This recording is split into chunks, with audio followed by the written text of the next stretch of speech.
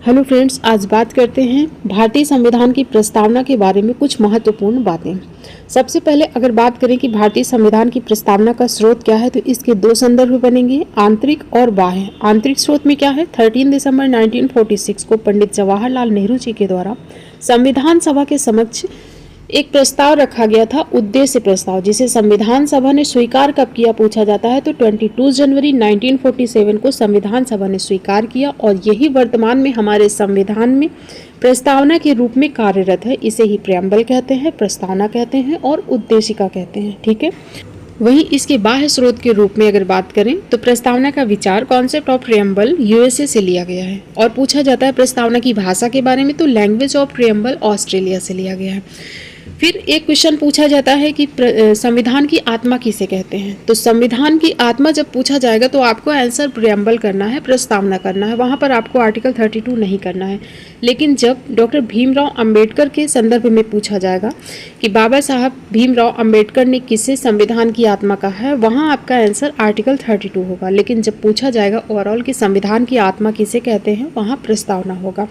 कुछ विद्वानों के कथन भी हैं प्रस्तावना से रिलेटेड जो पूछे जाते हैं, जैसे कि पहला कथन है, प्रस्तावना हमारे सपनों का भारत है।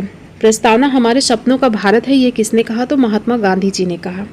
महात्मा गांधी ने कहा प्रस्तावना हमारे सपनों का भारत है। दूसरा कथन है, प्रस्तावना हमारे दीर्घकालिक सपनों का विचार है, ये किसने कहा, तो ये कहा था अल्लादी कृष्णा स्वामी अय्यर ने। इनका नाम कितना बड़ा है, दीर्घ है, बड़ा को क्या कहते हैं, दीर्घ कहते हैं। अल्लादी कृष्णा स्वामी अय्यर, तो नाम से रिलेट कर सकते हैं कि दीर्घकालिक सपनों का विचार किसने कहा, अल्लादी कृष्णा स्वामी अय्यर ने कहा।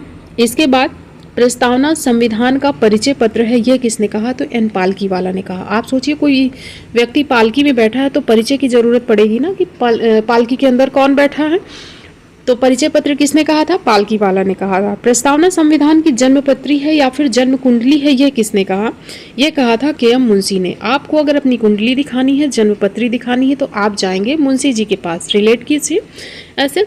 तो प्रस्तावना संविधान की जन्मपत्री है, जन्म कुंडली है, ये किसने कहा था, के एम मुंशी ने कहा था। मोहम्मद हिदायतुल्लाह, न्यायमूर्ति मोहम्मद हिदायतुल्लाह ने कहा था कि प्रस्तावना संविधान की आत्मा है, शाश्वत है और अपरिवर्तनीय है।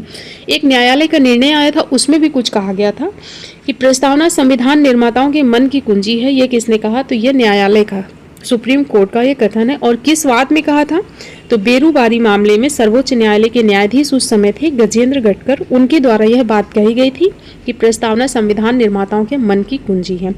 ठाकुरदास भार्गव ने कहा था कि प्रस्तावना संविधान का सबसे सम्मानित भाग है और यह संविधान की